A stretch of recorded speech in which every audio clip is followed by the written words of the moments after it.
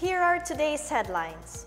Former Customs Chief Nicanor Faildon implicates 2 senators in alleged illegal transactions in the Bureau of Customs. Former Senator Bongbong Marcos dares Vice President Leni Robredo's camp to drop all motions against his electoral protest. The former principal suspect in the murder of journalist Jerry Ortega surrenders to the Sandigan Bayan to face new charges. Ilocos Norte kicks off its bicentennial anniversary with a parade for unity. Good day, I'm Pia Rosas Morato. Welcome to the PNA Newsroom.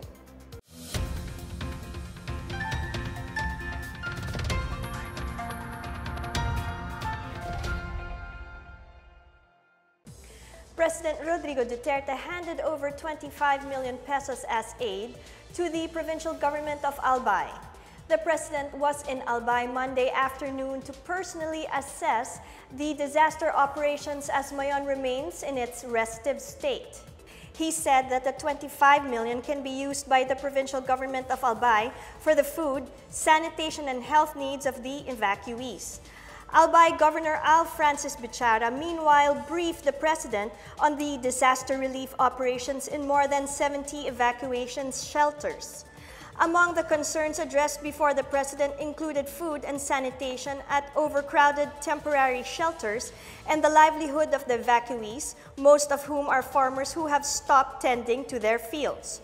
The president also assured that another 50 million pesos will be given to the provincial government as additional aid. 49 villages or barangays with about 105,000 people around Mayon Volcano's permanent and extended danger zones are threatened by the continuing unrest of the restive volcano.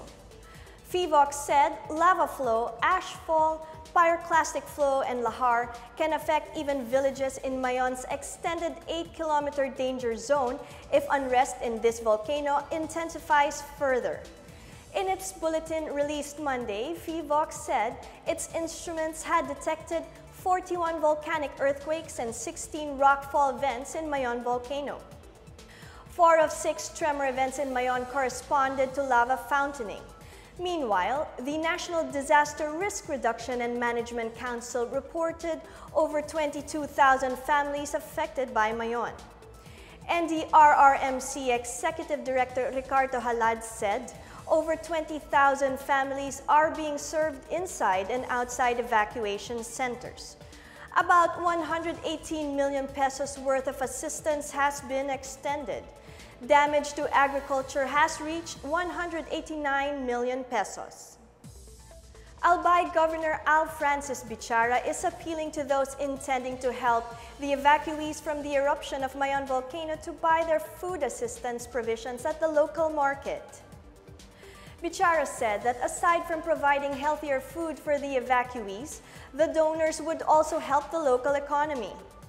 Bichara said it is better to buy locally produced vegetables, swine, and fish to provide livelihood to the local producers. He added that the local economy should also be considered since with every disaster is an opportunity. The rains have reportedly alleviated the situation of the agricultural sector with a cleansing effect on the crops covered with ashfall. He, however, said the problems following Mayon's activity is expected to continue with evacuees ballooned because of fear and safety concerns. PHIVOLCS had reported 80 million cubic meters of volcanic debris that may flow down to communities. Former Customs Chief Nicanor Faildon accused 2 senators of making illegal requests at the Bureau of Customs. Faildon faces Senate during the hearing on the 6.4 billion peso shabu shipment from China. Here is a report. Former BOC Chief, now Office of Civil Defense Deputy Administrator Nicanor Faildon claimed that Senators Frank Drilon and Vicente Soto III have made illegal requests at the Bureau of Customs. Senator Paulo Benigno Aquino IV had asked him to name some persons who made illegal requests in the bureau he formerly headed during the 3rd Senate Blue Ribbon Committee hearing into the 6.4 billion peso shabu shipment from China. The former BOC chief claimed that in 2016, Drilon pressured him into signing a memorandum of agreement with the National Historical Commission of the Philippines to renovate a part of the Customs House into a museum.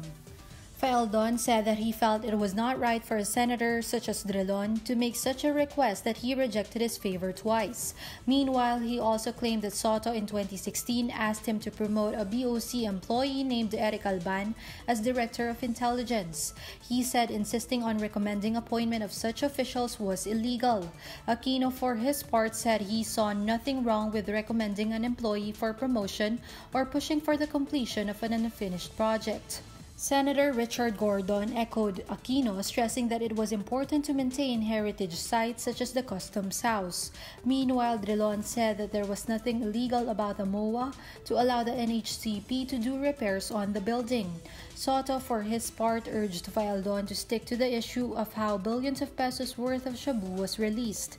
He, however, admitted that he did request Faeldon to promote a certain Eric Alban but did not insist or pressure Faeldon into doing so. For the PNA Newsroom, I'm Philippine Cervantes. 2 drug couriers were arrested and more or less 1 kilo of suspected shabu worth 18 million pesos were seized from them in Dumagas, Iloilo. Local authorities conducted a buy-bust operation against Jose Alberto Pinaga and his live-in partner Maybel Belmonte, both residents of Barangay Mabulak, Silay City, Negros Occidental. Aside from the 1 kilo of shabu, other items recovered were 50,000 pesos buy-bust money, small sachets of shabu, and cellular phones. The suspect's cohort in Bacolod City, identified as Corazon Vergel, was arrested in a follow-up operation. They recovered 15 grams of suspected shabu with an estimated street value of 180,000 pesos. Iloilo Police Provincial Office Director Senior Superintendent Marlon Tayaba said the suspects allegedly sourced the illegal drugs from Luzon. Tayaba said that the suspects revealed that they came from Batangas Port and have already passed by the ports of Mindoro and Caticlan in Aklan Province. Police Regional Office and Regional Director Chief Superintendent Cesar Hawthorne Binag stressed that the arrest of the 2 drug couriers had an impact in the supply of illegal drugs in Negros Occidental. Anti-narcotics agents led a raid on a state college where they arrested 5 staff members of the school president and seized almost 500,000 pesos worth of prohibited drugs and high-powered firearms.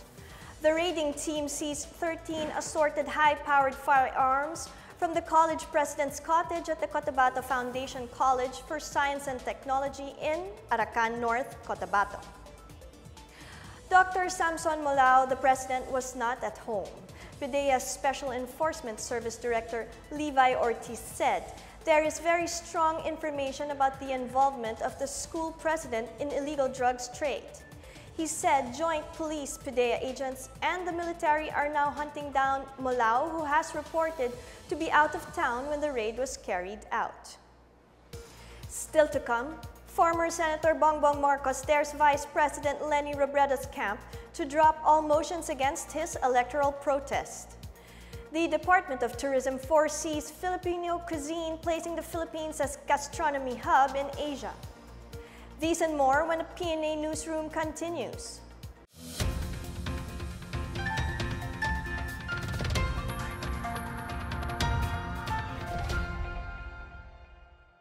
Isang modern business central district ang itatalaga sa most affected areas ng Marawi City ayon sa planong rehabilitasyon sa lugar. Ayon kay Housing and Urban Development Coordinating Council at Chair sa Task Force Bangon Marawi, Secretary Eduardo Del Rosario, na itong planong ito ay isa sa prioridad ng Pangulong Duterte na gawing masagana muli ang Marawi City. Itong lugar kung saan ang bakbakan ay nagdulot ng malaking pinsala ay binubuo ng 24 na barangays, 11,000 pamilya at may laking 250 ektarya sa loob ng Marawi City. Ang mangyayari dito kung ang national roads nila 2 lanes, gagawin natin 4 lanes or 6 lanes as needed. So, ang magiging modern nito dahil yung kanang electricity, water connections, and telecommunications will be underground. Hindi na yung nakalabas. At yung mga infrastructures na dating andyan, mga schools, barangay halls, health centers, fire stations, lahat na yon ibabalik natin. Pag ibinalik natin yung infrastructure, mas maganda at mas modern ang construction ng mga buildings. Tinitiyak naman ng sekretary na itong proyekto ay magsisilbing katalista sa paglago ng syudad. Ayon sa kanya, ito ay magdadala ng investors at turista sa lugar. Gayunpaman, patuloy din ang livelihood opportunities sa mga IDPs. Hinihiling din niya ang kooperasyon ng mga residente at mga opisyal ng Marawi para suportahan itong planong modernisasyon ng gobyerno. We will do it as per instruction of the President to make Marawi City a top city in Mindanao. We will restore the prestige of Marawi City, and the government is 100% committed to ensure that we will be successful in rehabilitating and reconstructing Marawi City. Para sa Bayan, Jam Rukat, Philippine Information Agency.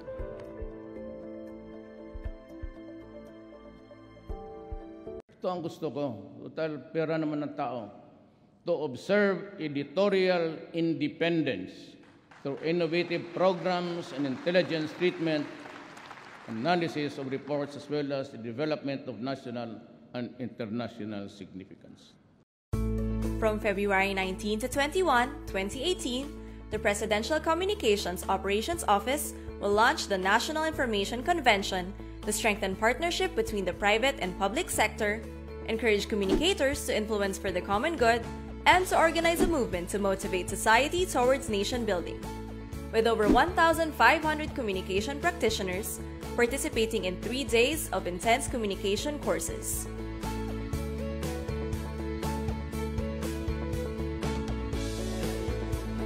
The National Information Convention, spurring national development and empowering communities through information. February 19 to 21, 2018 at the SMX Convention Center, SM Lanang, Davao City.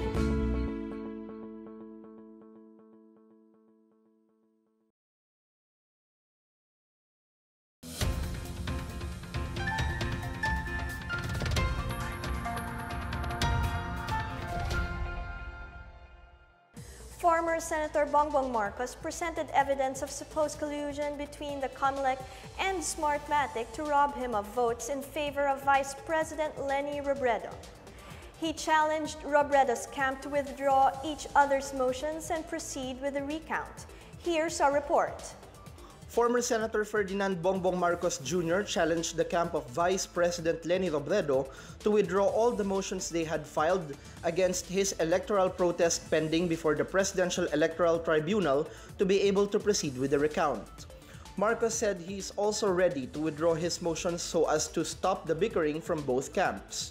At the same time, the vice presidential candidate in the May 2016 polls bared supposed evidence of massive fraud that transpired during the national and local elections nearly 2 years ago.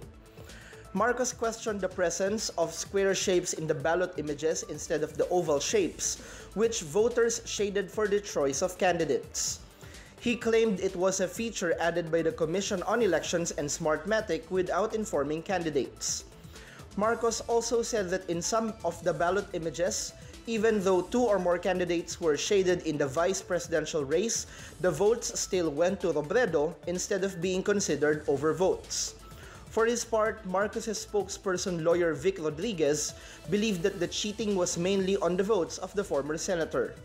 Last week, Marcos slammed the resolution of the PET to withhold the original copies of the decrypted ballot images and other documents from Marcos after requiring him to pay for the costs of the decryption and the printing of the ballot images. For the PNA Newsroom, I'm Benj Bondo. The Philippine Stock Exchange Index continued to surge after posting another record high in line with its peers in the region. PSI closed the week's first trading day at 9,058.62 points, higher than its previous all-time high last Friday, January 26. It ended Monday with an increase of 0.19% or 17.42 points. A trader said the local bourse moved along with the regional rally on increased risk on sentiment, given the same trend on Wall Street, which got a lift from positive outlook and earnings report season. The broader all shares ticked up 3.68 points to 5,273. 4 of the 6 sectoral indices finished with gains, led by the services, which rose 2.33%. Volume for the day totaled 1.27 billion shares, amounting to 8.87 billion pesos. Meanwhile, the peso slid down Monday at 51.185 from the previous session. Corporate demand boosted the dollar's strength along with maturing currency hedging contracts this week. But then the peso slide was countered by the sustained improvement of the PSI. Filipino cuisine is taking center stage at the upcoming Madrid Fusion Manila this April. The Department of Tourism aims to promote the Philippines to become a food destination in Asia. Here's our report. Tourism Secretary Wanda Teo said the Philippines is making headway in establishing itself as a center of gastronomy in Asia. During the Madrid Fusion at the Palacio del Congreso, the Department of Tourism invited participants to the upcoming 4th edition of the Madrid Fusion Manila on April 19 to 21 at the SMX Convention Center in Pasay City. In partnership with Foro de Debate, owner of the MF franchise, the MFM 2018, with the theme Innovating Tradition, hopes to sustain higher awareness and attendance to the culinary event, which banners the country's competitiveness as gastronomical destination in the region. In a statement read by MFM 2018 Project Director Pamela Samaniego, Teo said the MFM has bound government agencies, private sector, media, academe, and local communities together behind one goal of establishing the Philippines as a center of gastronomy.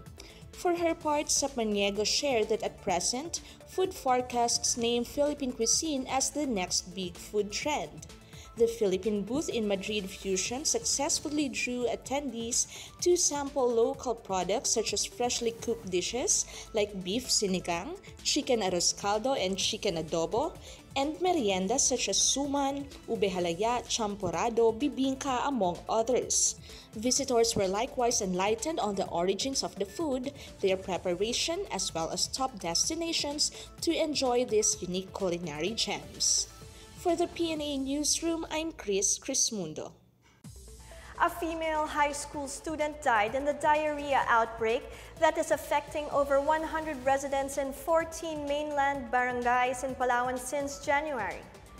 Town Health Officer Dr. Dennis Ponce de Leon confirmed that the 16-year-old who died recently was a resident of Sitio Torong, Barangay Salang, Balabac Town. A water source there tested positive of E. coli bacteria.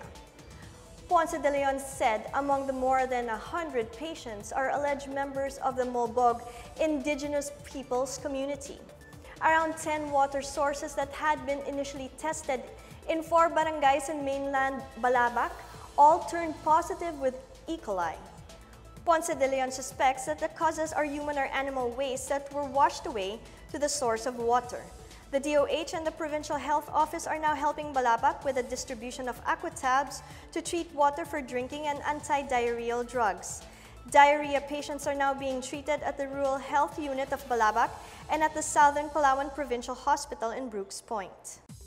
Davao City Mayor Sara Duterte Carpio called on barangay officials to participate in the Southern Storm Drills, a series of anti-terror exercises that will be pilot tested in the city next month. Duterte Carpio said the simultaneous exercises will require a lockdown of the city and the members of our communities that need to be informed. She also welcomed the security sector's initiative to conduct the initial anti-terror exercises in the city, as this will test interagency and community preparedness. The anti-terror drill would simulate the response of both the Philippine National Police and the Armed Forces of the Philippines in case of a terror attack. The Bureau of Fire Protection and the Office of Civil Defense are also set to participate in the drill. The special focus areas for the Southern Storm Drills would be vital infrastructure and facilities in the city, including the Davao International Airport and coastal area. Mayor Inday stressed the importance of being prepared for any eventuality, considering that the city had already experienced several violent incidents such as the bombing of Rojas Night Market. Up next, the former principal suspect in the murder of journalist Jerry Ortega surrenders to the Sandigan Bayan to face new charges. Ilocos Norte kicks off its bicentennial anniversary with a parade for unity. These and more when the PNA Newsroom returns.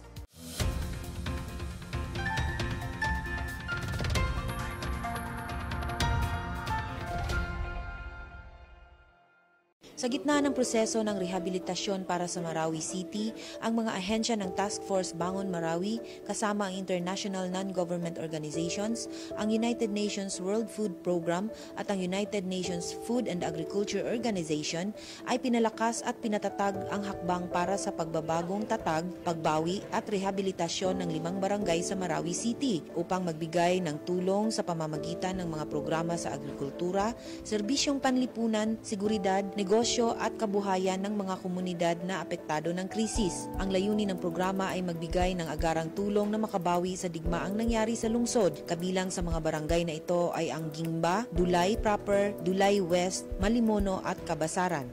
For the people of Marawi and all the stakeholders, sama-sama po tayong babangon. The humanitarian organizations like the World Food Program is actually with you and has been with you in trying our best to ensure that food security be restored back and even better as we return to the communities that have been affected by the conflict. Kamakailan lamang ang Memorandum of Understanding sa mga ahensya ng kasosyo ay nilagdaan para sa pagkukusa ng tagpo o convergence. Kabilang dito ang paglikha ng monitoring team ng convergence, binubuo ng mga ahensya ng gobyerno at international na mga non-government organizations. Ang nasabing convergence ay naglalayong matiyak ang seguridad ng pagkain sa lungsod. Ang Department of Social Welfare and Development ay nagbibigay ng cash for work programs bilang suporta sa mga aktibidad sa pagsasaka ng mga benepisyaryo. Samantala, ang kagawaran ng agrikultura at pangingisda ay isinasagawa ang pamamahagi ng iba't ibang buto ng gulay para sa mga bumalik na residente sa 5 barangay ng lungsod. Naisip po namin sa Department of Agriculture upang makatulong sa ating mga magsasaka, sa mga IDPs natin na yung madali ang kabuhayan. Kaya ginawa po namin, nagkarinig tayo upang sa gayon ay yung pitsay kasi natin, makukuha natin ng 45 days, makakaani sila. At makakatulong sa kanilang kabuhayan. Ito nga yung presidente ng Al-Sahara Cooperative. Minsan ko, nagde-deliver sila ng Iligan City ng mahigit 10,000, 20,000 at nakakatulong sa kanila.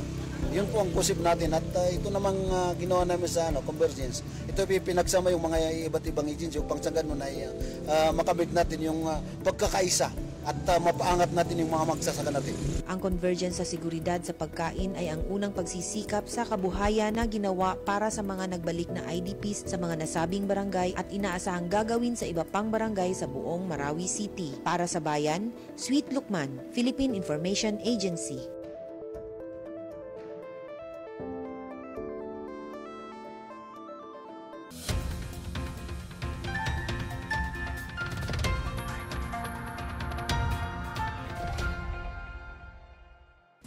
Petroleum companies implemented more upward price adjustments on Tuesday. Pump prices of gasoline went up by 45 centavos per liter, diesel by 50 centavos, and kerosene by 50 centavos per liter. Petron, Shell, PTT, Sea Oil, Unioil, Eastern Petroleum, and Phoenix Petroleum implemented the changes at 6 a.m. The price hike was brought by international petroleum market prices going up on last week's trading. Former Palawan Governor Joel Reyes on Monday surrendered to the Sandigan Bayan following orders from the anti-graft court to arrest him. Reyes presented himself before the sheriff's office, after which he was detained at Camp Bagong Diwa. His lawyer, Attorney Demetrio Custodio, said they are preparing a motion for reconsideration, which they will be filing with the court this week. The Sandigan Bayan ordered the arrest of Reyes after the court convicted him for the anomalous renewal of small-scale mining permits in Puerto Princesa City in 2006. The Office of the Ombudsman had sought the rearrest of Reyes for being a flight risk after he hid in Thailand in 2012. Reyes spokesman Rolando Bonoan Jr. meanwhile said the former governor's cases have all been dismissed, which means someone may be manipulating this to send him back to jail. Reyes was previously considered a prime suspect in the 2011 murder of broadcaster Jerry Ortega. He has been released from detention after he was cleared of murder charges by the Court of Appeals.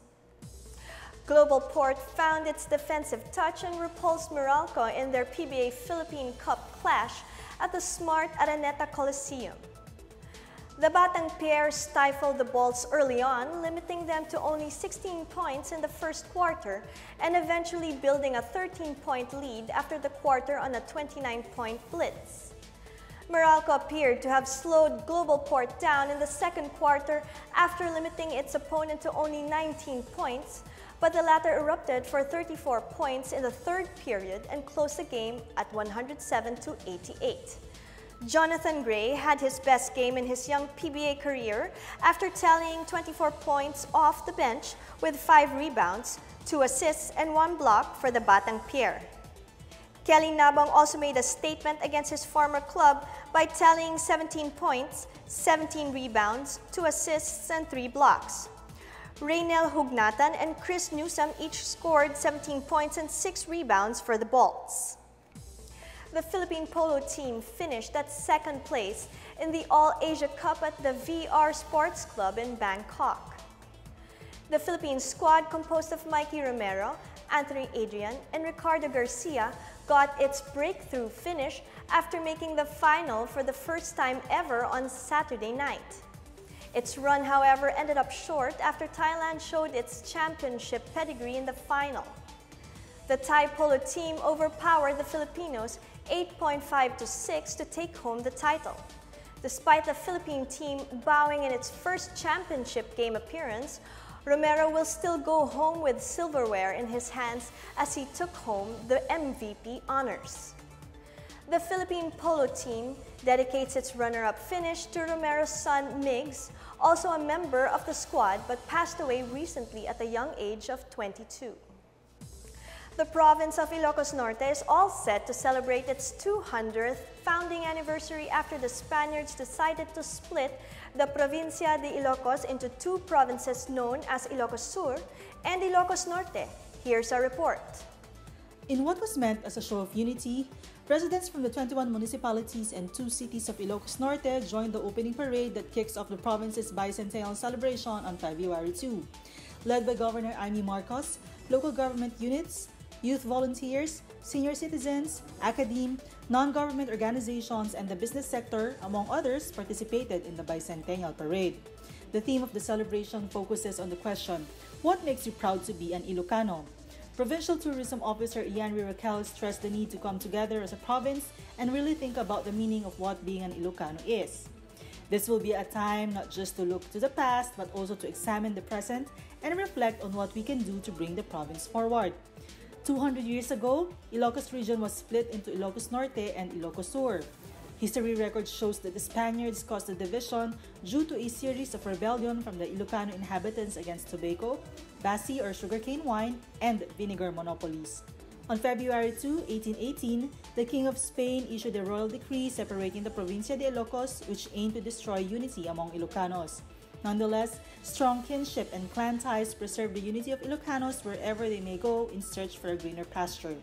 Governor Marcos said there are plans for a joint celebration with Ilocos Sur. For the PNA Newsroom, I'm Janice Cave. Let's now check out the weather forecast for Metro Manila and the rest of the country.